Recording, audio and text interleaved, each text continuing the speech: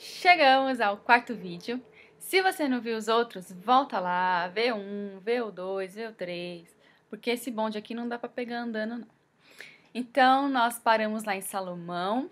Então, Salomão fez lá a parte dele, construiu um templo.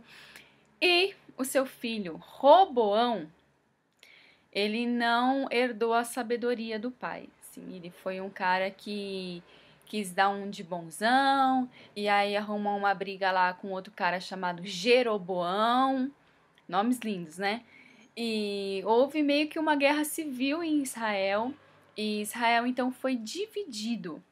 Então, aquela nação que era uma nação só, agora são dois reinos com duas capitais, dois reis, são duas nações distintas.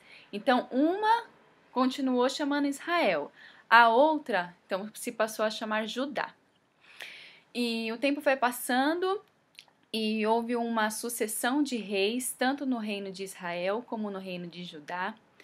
O negócio ficou muito feio, porque, para você ter uma ideia, todos os reis do lado de Israel eram maus, eram perversos, adoravam outros deuses e faziam muitas coisas que eram abomináveis a Deus. Então o povo se desviou totalmente dos caminhos de Deus, não tinha mais lei, não tinha mais sacrifício, não tinha mais templo, não tinha mais adoração, não tinha mais nada.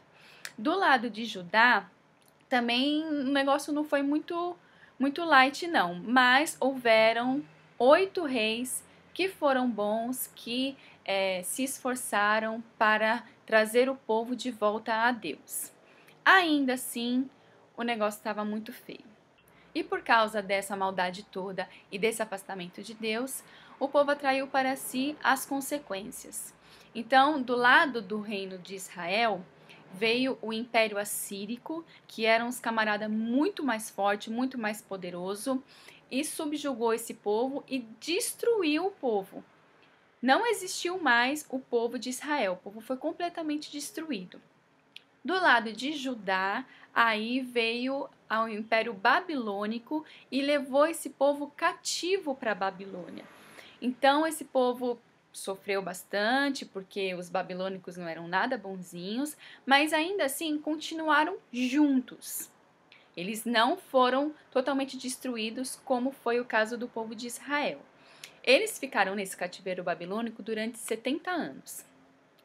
Durante esses 70 anos, aí o povo meio que se arrependeu, falou: então o negócio é com Deus mesmo, a gente tá passando por isso porque a gente não ouviu a Deus, porque nós desviamos dos caminhos de Deus, e o povo meio que foi se arrependendo e foi aprendendo a lição.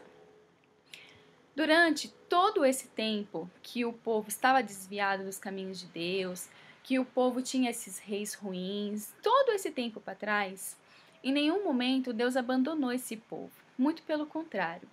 Houveram profetas, homens enviados, levantados por Deus no meio deles, que o tempo todo ficavam avisando o povo: ó, vocês estão pelo caminho errado, volta para o caminho de Deus, olha, muda isso daí, Deus quer vocês de volta, vocês são o povo de Deus, por que vocês estão fazendo isso? E esses profetas falavam, e a única coisa que eles tinham era o sofrimento, era a morte, era a tortura, porque o povo era tão mal que acabava fazendo isso com os próprios profetas, com aqueles que estavam tentando levar o povo de volta para Deus. Alguns desses profetas, com os nomes assim mais familiares, são Isaías, Jeremias, Daniel, Ezequiel, Malaquias, Joel, Obadias, já não é mais tão conhecido, né? Mas assim, só de livros desses profetas tem 16.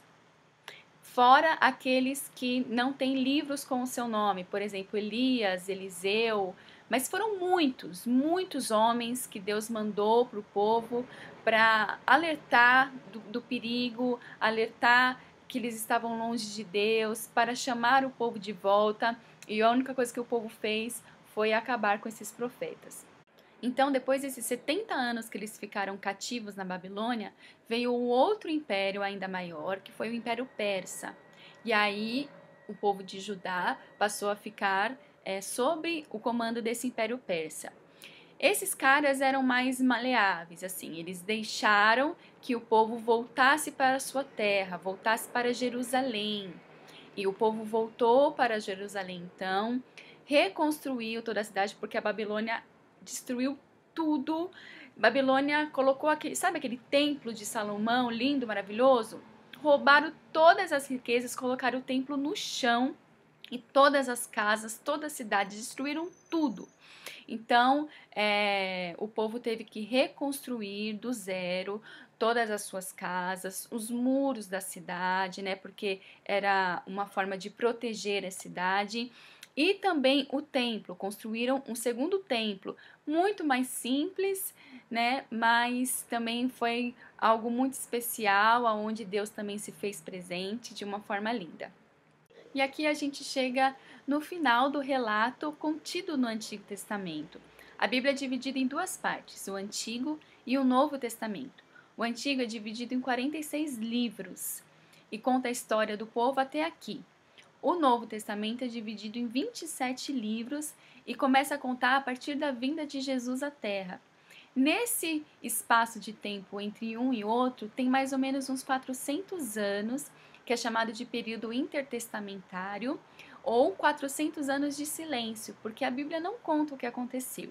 E nesse tempo, o que o povo tinha eram as promessas, era a esperança no cumprimento de muitas promessas que Deus fez através dos profetas acerca de um Messias, acerca de um rei, de um salvador, de um libertador que viria para realmente reconstruir o reino de Israel e fortalecê-lo para sempre.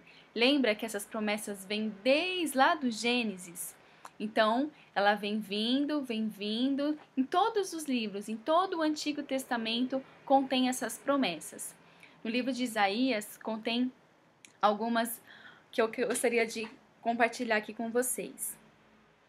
Lá no capítulo 7, versículo 14. Por isso o Senhor mesmo lhes dará um sinal. A virgem ficará grávida e dará à luz a um filho, e o chamará Emanuel. Emanuel quer dizer Deus conosco, é um dos nomes de Jesus. No capítulo 9, versículo 6. Porque um menino nos nasceu, um filho nos foi dado, e o governo está sobre os seus ombros. Ele será chamado Maravilhoso Conselheiro, Deus Poderoso, Pai Eterno, Príncipe da Paz. Ele estenderá o seu domínio, e haverá paz sem fim sobre o trono de Davi e sobre o seu reino, estabelecido e mantido com justiça e retidão, desde agora e para sempre. O zelo do Senhor dos Exércitos fará isso. Essas profecias dizem a respeito da vinda de Jesus. Existem também muitas a respeito da morte dele, como por exemplo em Isaías 53, a partir do 4. Certamente ele tomou sobre si as nossas enfermidades e levou sobre si as nossas doenças. Contudo, nós o consideramos castigados por Deus atingido e afligido. Mas ele foi transpassado por causa das nossas transgressões, foi esmagado por causa das nossas iniquidades. O castigo que nos trouxe a paz estava sobre ele, e pelas suas feridas fomos curados. Então o povo ele tinha essas promessas e o povo esperava por esse Messias, por esse Salvador. Nós vamos ficar por aqui. Dá um clique aí no próximo vídeo que a história continua. Estamos chegando cada vez mais perto de Jesus. Tchau, tchau.